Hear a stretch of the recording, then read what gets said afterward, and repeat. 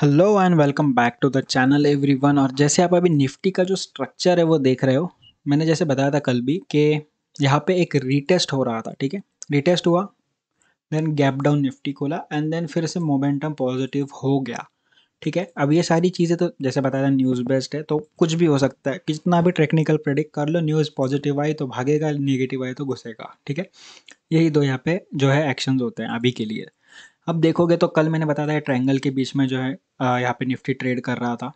अब ये देखोगे तो ट्रायंगल के अंदर लास्ट 15 मिनट्स की जो कैंडल्स है दो, ये इसके अंदर क्लोज हुई है। ठीक है, अब देखने वाली बात है कि कल क्या होगा, क्योंकि जनरली जब भी ये 50 और 200 डे मूविंग एवरेज के बीच में निफ्टी आता है ना, 50 ब्रेक करता है तो 200 को ये टच ज़रूर करता है। तो मैं यही एक्सपेक्ट कर रहा हूँ कि कल के दिन, नॉट कल क्योंकि कल तो बंद रहेगा मार्केट, 2 मार्च को जो हमारा निफ्टी है ये यहाँ पे पॉजिटिव खुलने के चांसेस मुझे दिख रहे हैं एटलीस्ट। ठीक है, अब ये डिपेंड करता है कल या आज में क्या न्यूज़ आती है, नहीं, बट मैं जो एक्सपेक्ट कर रहा हूँ 200 डे को ये टच ज़रूर करेगा। ठीक है, प्लस यहाँ पे रेजिस्टेंस भी आ रहा है, तो आप समझ लो कि यहाँ पे मार्केट थोड़ा गैप अप खुलता है, देन रिटेस्ट करके जाता है, तो नो डाउट आप ये नीचे के ट्रेंड लाइन से एक फर्स्ट ट्रेड बना सकते हो। ठीक है, उसके बाद में आपका फर्स्ट टारगेट रहेगा 16,909 का, सेकंड टारगेट आएगा 17,026 का, यानी 17,026 रुपये का। थर्ड टारगेट के लिए ट्रायंगल के ऊपर की ब्लू ट्रेंड लाइन आ रही है, तो ये चीज़ का भी आपको ध्यान रखना है कि ट्रेंड लाइन है यहाँ पे।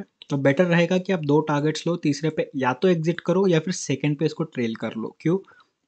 मोस्ट प्रोबेबली चांसेस है यहाँ से इसको फिर से रिवर्स करेगा, क्योंकि ऑलरेडी 3-4 बार ये इसको टच कर चुका है। तो हिस्ट्री को देखते हुए मैं यही बोल सकता हूँ कि यहाँ पे थोड़ा सा हमें कॉशियस रहना है। अगर ये इसको भी ब्रेक करता है, नो डाउट आप 17,197 के आसपास तक का लेवल देख सकते हो। उसके बाद में ऊपर भी जाएगा तो रीटेस्ट के लिए ज़रूर आएगा, क्योंकि ट्रायंगल ब्रेक करेगा तो रीटेस्ट ज़रूर करेगा। ठीक है, उसके ऊपर जाकर 17,355 का नेक्स्ट टारगेट आपको यहाँ पे मिल जाएगा। इंट्राडे में 17,300 जाना थोड़ा सा अभी के लिए तो लग नहीं रहा है, बट हाँ, जैसे न्यूज़ ड्रिवन मार्केट है तो ऊपर नीचे काफ़ी ज़्यादा होगा मार्केट।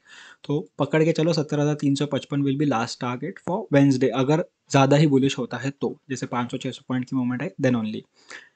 शॉर्ट कहाँ पे करना है? शॉर्ट करने के लिए पहली चीज़ गैप अप खुलेगा या फिर गैप डाउन, समझ लो। फॉर एग्जांपल हम देखते हैं इसको, गैप डाउन अगर ये खुलता है, इमीडिएट तो शॉर्ट नहीं कर सकते क्योंकि सेंटर में कोई शॉर्ट नहीं करता है। होता है कि जनरली ऊपर जाए, इसको रेजिस्टेंस ले, देन हम यहाँ पे शॉर्ट करें, ये फर्स्ट प्रोबेबिलिटी है। सेकंड प्रोबेबिलिटी होती है कि भाई यहाँ से जैसे गिर गया, ठीक है, तो हम 16,610 पे शॉर्ट करें, या फिर समझ लो बीच में कहीं खुला देन गिरा 16,610 पे, हम फिर से उसको शॉर्ट कर सकते हैं। तो दो प्रोबेबिलिटीज़ है, हम यहाँ पे एक शॉर्ट एंट्री ले सकते हैं यहाँ पे 16,610 तक, एंड 16,600 से अगर ब्रेकडाउन होता है तो हम 16,492 तक के हम सेकंड यहाँ पे एंट्री ले सकते हैं। अगर वो भी ब्रेक होता है तो पहली चीज़, कल आज के दिन का इसका जो लो था, इसको आप एक टारगेट पकड़ के चल सकते हो, जो कि सिर्फ स्टॉप लॉस ट्रेल करने में काम में आएगा। इसके अलावा जैसे दिन का लो ये काफ़ी इंपॉर्टेंट होता है, तो दिन का लो अगर ये ब्रेक करता है तो आप 16,160 के आसपास तक का लेवल एक्सपेक्ट कर सकते हो, लेकिन उससे पहले 17,350 एक हेवी सपोर्ट जोन निकल के आएगा, क्योंकि दिन का लो है।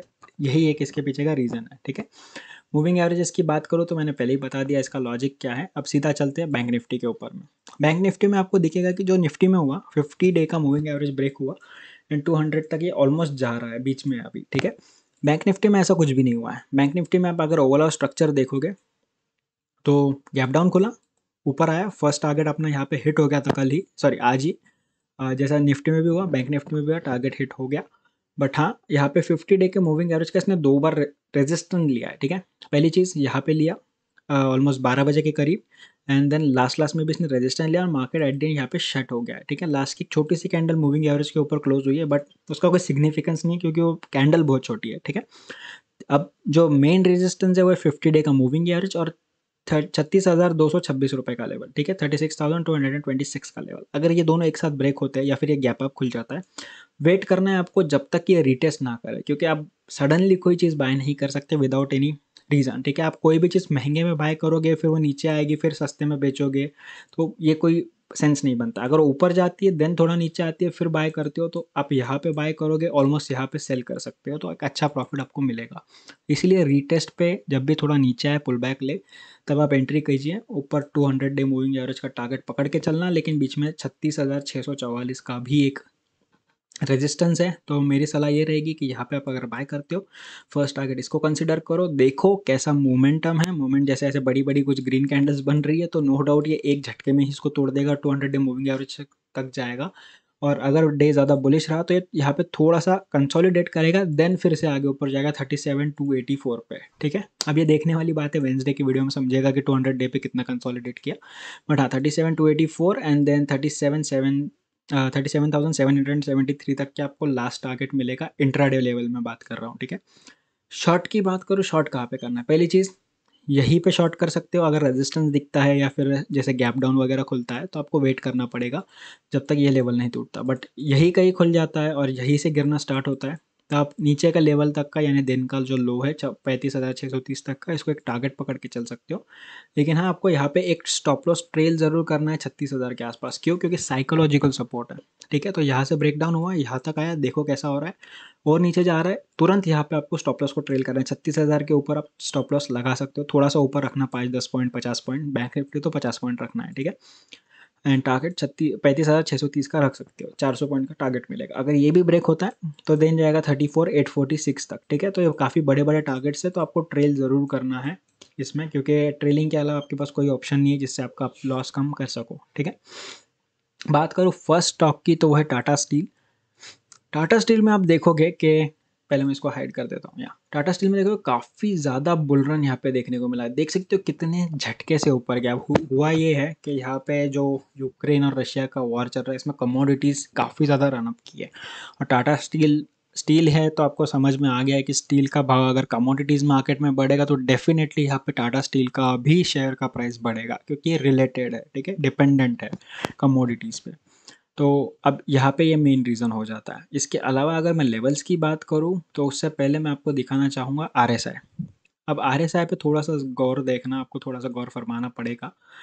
यहाँ पे आपको दिख रहा है कि वॉल्यूम्स आप देखोगे सेंटर में, या वॉल्यूम्स इतने कुछ खास नहीं है, ठीक है। स्टार्टिंग में थे लेकिन धीरे धीरे वॉल्यूम्स कम हुए एंड देन एंड में वॉल्यूम्स थोड़े से कुछ दिखाई दिए यहाँ पे।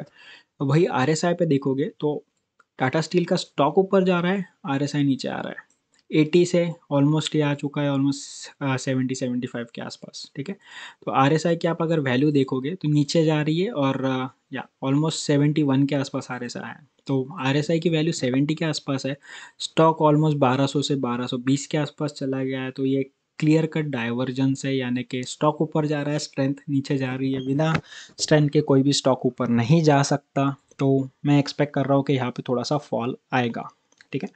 तो आप 12,220 पे रेजिस्टेंस तो एक्चुअली लेते हुआ दिख रहा है। अब देखते हैं कल ये अगर गैप डाउन खुलता है, थोड़ा पुल बैक लेके आता है तो आप शॉर्ट कर सकते हो। 1190 रुपये का फर्स्ट टारगेट पकड़ सकते हो, वो भी ब्रेक होता है तो जाएगा सीधा 1132 के आसपास। उसमें 1132 के आसपास ही जाएगा, लेकिन बीच में देख सकते हो आप यहाँ पे गैप काफ़ी ज़्यादा है। तो आप ऐसा तो नहीं कर सकते कि बाय करोगे और सीधा यहाँ पे सेल करोगे, ऐसा करना पॉसिबल नहीं है। तो इट्स बेटर कि हम इसको ट्रेल करते चले हर एक पिवट पे, ठीक है। जब तक पिवट नहीं यूज़ करोगे तब तक आपको समझ में नहीं आएगा कि स्टॉप लॉस को ट्रेल कहाँ करना, क्योंकि आप जनरली जो है अ, जो डिप्स आती है, जो पुल बैक्स आते हैं, आप उनको प्रेडिक्ट नहीं कर सकते, लेकिन आपको जो पिवट पॉइंट है वो हेल्प करता है एक प्री डिफाइंड सपोर्ट और रेजिस्टेंस दिखाने में, ठीक है। तो इस वजह से आपका काम थोड़ा सा आसान हो जाएगा, इसलिए मैं बोलता हूँ कि एवरी पिवट पे ट्रेड करो।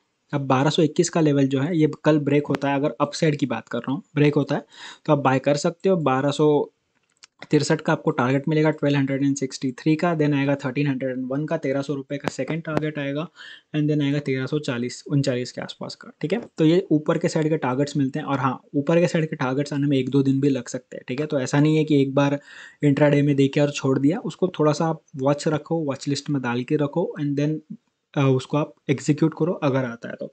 मैं जितने भी स्टॉक बताता हूँ आप सारे वॉच लिस्ट में डाल दिया करो एवरी डे, जैसे जैसे वीडियोस आती है उस हिसाब से, क्योंकि मैं एवरी डे ट्रेड नहीं करता। बट हाँ, अपॉर्चुनिटी मिलती है उन स्टॉक्स में प्री डिफाइंड लेवल्स के हिसाब से, तो आप उसमें ज़रूर ट्रेड कीजिए। दैट डजंट मीन कि इंट्राडे में बताए तो इंट्राडे में उसका किस्सा खत्म। बात करूँ नेक्स्ट स्टॉक की, वो है सन फार्मा। सन फार्मा में दिख रहा है चारों मूविंग एवरेजेस क्लोज आने का ट्राई कर रही है, चारों ऑलमोस्ट क्लोज आ भी चुके, सॉरी तीनों, बट चौथी जो 200 डे मूविंग एवरेज है अभी तक आई नहीं है, ठीक है। प्लस यहाँ पे दिख रहा है कि ऊपर से ट्रायंगल भी आ रहा है, नीचे से भी ट्रायंगल का ट्रेंड लाइन आ रहा है।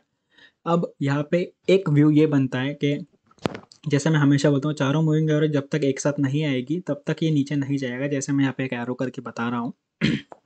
सेम चीज़ तीनों मूविंग एवरेज आ चुके, चौथी नहीं है ये। प्लस यहाँ पे एक रेजिस्टेंस पॉइंट भी 845 का, ठीक है, 845 का एक रेजिस्टेंस पॉइंट है, प्लस यहाँ पे ये भी आ रहा है ट्रेंड लाइन।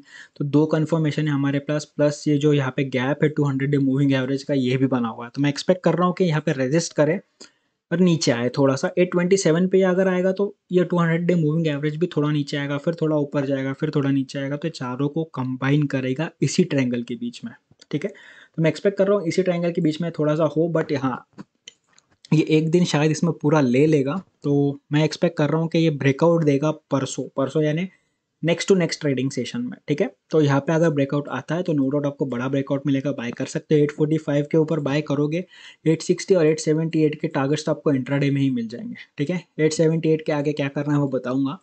और डाउन साइड की बात करूँ मैं, यहाँ पे डाउन साइड में आपको दिख रहा है कि यहाँ पे एक सपोर्ट पॉइंट है 827 का, लेकिन उसके बाद तुरंत ही ट्रेंड लाइन है। तो ऐसे लेवल पे मैं ट्रेड करना आपको नहीं बता सकता कि आप इस पर ट्रेड करिए, लेकिन हाँ अगर डाउन जाता है 816 के नीचे तो शॉर्ट कर सकते हो। 792 का फर्स्ट टारगेट आपको यहाँ पे बहुत इजीली देखने को मिल जाएगा, ठीक है।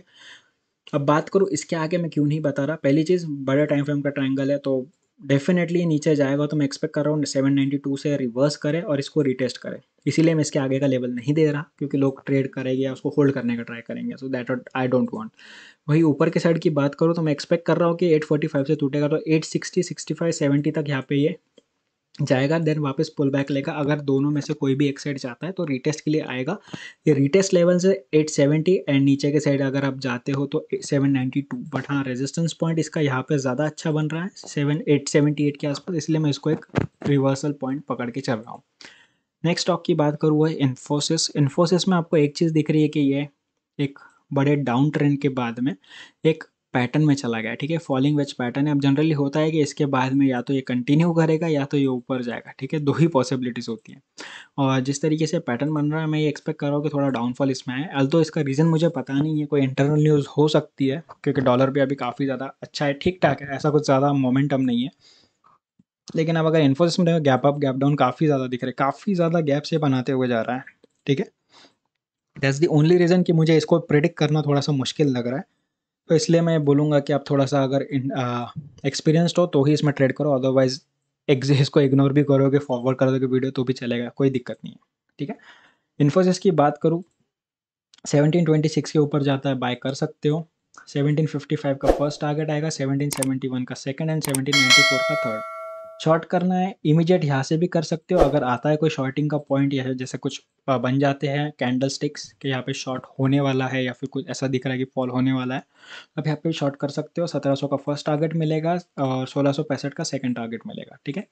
ये आपके दो टारगेट्स हो गए, आपको इसी में ट्रेड करना है, ठीक है। अब अगर 1665 का लेवल नीचे के साइड से ब्रेक होता है तो क्या करना है, तो भाई जितना मुझे पता है इन्फोसिस इसके नीचे जाने से पहले 10 बार सोचेगा, ठीक है। इन्फोसिस की बात नहीं कर रहा हूँ मैं, ट्रेडर्स की बात कर रहा हूँ कि इसको इसके नीचे ले जाने से पहले 10 बार सोचेंगे, क्योंकि स्टॉक काफ़ी ऑलरेडी फॉल हो चुका है। लेकिन फिर भी अगर जाता है तो इसके नीचे मैं यही सजेस्ट करूँगा कि 1% आपको 1% आपको यहाँ पे लेना है, 1% या फिर एक पिवट का टारगेट आपको लेके शॉर्ट साइड में छोड़ देना है इसको। क्यों? क्योंकि इन्फोसिस एक ऐसा स्टॉक है लॉन्ग टर्म में अप ट्रेंड में ही जाने वाला है। क्यों? क्योंकि इसके फाइनेंशियल्स इतने ज़्यादा स्ट्रांग है, लॉन्ग टर्म में इसको ऊपर ही लेके जाने वाले हैं, ठीक है। तो इसीलिए इसमें इन्वेस्टिंग करने का तो कोई फ़ायदा नहीं, ट्रेडिंग छोटी सी करो, 1% लो और छोड़ दो, दैट्स इट। आज के लास्ट स्टॉक की बात करूँ आईसीआईसीआई बैंक, सेम चीज़ आपको दिखेगी, यहाँ पे भी एक ट्रायंगल बन रहा है, लेकिन ये ब्लू ट्रेंड लाइन यहाँ पे थोड़ी छोटा टाइम फ्रेम की है और ये पिंक ट्रेंड लाइन थोड़ी बड़े टाइम फ्रेम की, ठीक है। इसके लिए मैं थोड़ा सा इसको जूम आउट करता हूँ फॉर योर बेटर क्लियरिटी।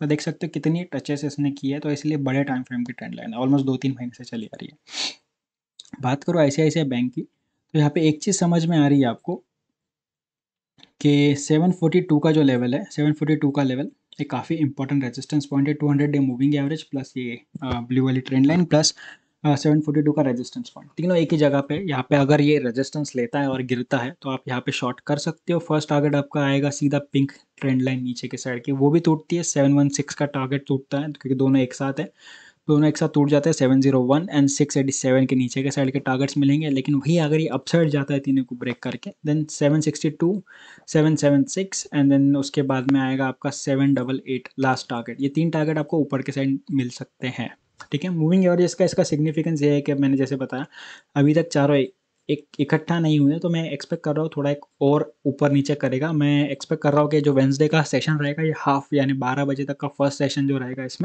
इसमें कंसोलिडेट करेगा, सेकंड सेशन में यहाँ पे ब्रेकआउट देगा, ये मैं एक्सपेक्ट करके यहाँ पे चल रहा हूँ। That's it. तो बस आज के लिए इतना ही दोस्तों। वीडियो अगर पसंद आया होगा आपको तो लाइक शेयर सब्सक्राइब तीनों चीज़ें कर देना, साथ ही साथ बेल आइकन भी दबा देना ताकि जब भी वीडियो में पोस्ट करूँ उसका अपडेट जो है वो आपको मिल जाए। Thank you, bye bye and happy trading.